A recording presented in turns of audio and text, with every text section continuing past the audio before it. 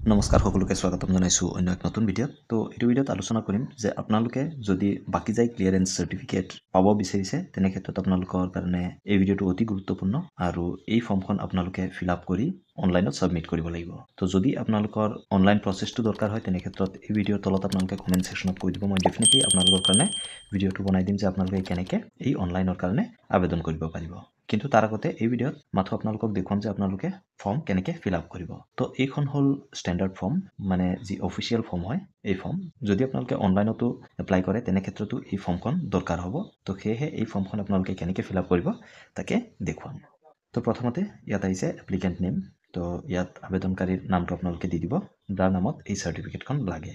Next আহিলে mobile number. তো ইয়াত আপোনাৰ মোবাইল নাম্বাৰটো দি দিব। দেন আপোনাৰ ডেট অফ এপ্লিকেশ্যন, মনত ৰাখিব ডেট অফ এপ্লিকেশ্যন আপুনি যিমান তাৰিখে আবেদন কৰিব সেইদিনাৰ তাৰিখটোহে ইয়াত লিখিব, বা যোনদিনাখন আপোনালোকে অনলাইন কৰিব সেইদিনাৰ তাৰিখটোহে ইয়াত লিখিব। তাৰপিছত ডেট অফ বাৰ্থ, আপোনাৰ জন্ম তাৰিখটো ইয়াত দি দিব। ইয়াত আহিছে ৰিলেশ্যনশ্বিপ, সম্বন্ধ। যদি এপ্লিকেণ্টজন পুৰুষ হয় তেনে ক্ষেত্ৰত আপোনালোকে ইয়াত দিব লাগিব ৰিলেশ্যনশ্বিপ ছান অফ দি, ইয়াত টিক দিব। টিক দি ইয়াত ৰিলেটিভছ নেম, ইয়াত আপোনাৰ দেউতাৰ নামটো দিব লাগিব। যদি ছোৱালী হয় তেনে ক্ষেত্ৰত ডটাৰ অফ দি, ইয়াত ফাদাৰ্ছৰ নেমটো দি দিব। আৰু যদি ছোৱালী হয় কিন্তু স্বামীৰ নামটো দিব বিচাৰিছে ৰিলেটিভছত তেনে ক্ষেত্ৰত ৱাইফ অফ দি, ইয়াত আপোনাৰ স্বামীৰ নামটো ইয়াত লিখি দিব। আৰু যদি এপ্লিকেণ্টজন পুৰুষ হয় আৰু সম্পৰ্কীয়ৰ নামটো যদি ৱাইফৰ নামটো দিব বিচাৰিছে তেনে ক্ষেত্ৰত ইয়াত তলত ৱাইফৰ নামটো দিব পাৰে আৰু ইয়াত হাজবেণ্ড অফটো টিক কৰি দিব পাৰে। তাৰপিছত ইয়াত আহিছে পাৰ্মানেণ্ট এড্ৰেছ। তো ইয়াত আপোনাৰ স্থায়ী ঠিকনাটো দিব লাগিব। আপোনালোকে যিকেইটা ষ্টাৰ মাৰ্ক দিয়া আছে, ষ্টেট ৰাজ্যটো আপুনি অসম দি দিব, জিলাটো আপোনাৰ নিজৰ জিলাটো দি দিব। তাৰপিছত আপোনাৰ চাব ডিভিজন বা আপোনাৰ মহকুমা যোনটো হয় সেইটো আপোনালোকে ইয়াত লিখি দিব।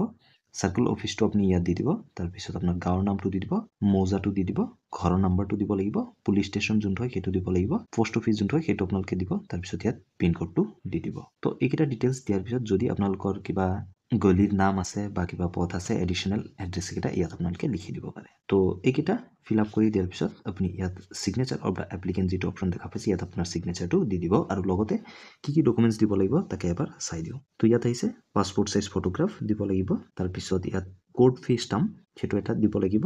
তাৰপিছত up to date land revenue payment receipt, তো আপোনাৰ খাজনা ৰচিদটো ইয়াত দিব লাগিব। বৰ্তমানলৈকে আপোনাৰ খাজনা ক্লিয়াৰ হ'ব লাগিব। তাৰপিছত 4 নম্বৰত আছে কোড এফিডেভিট, এটা শপতনামা দিব লাগিব। তো শপতনামাটো আপুনি উলিয়াই ল'ব লাগিব। আৰু এনি আদাৰ ডকুমেণ্টছ, আৰু বাকী ডকুমেণ্টছ যেনে ধৰি লওক আপোনাৰ ভোটাৰ আইডি, পেন কাৰ্ড, আধাৰ কাৰ্ড সেইকেইটা আপোনালোকে দি দিব লাগিব। তো এইখিনি দি দিয়াৰ পিছত আপুনি অনলাইনত এপ্লাই কৰিব পাৰিব।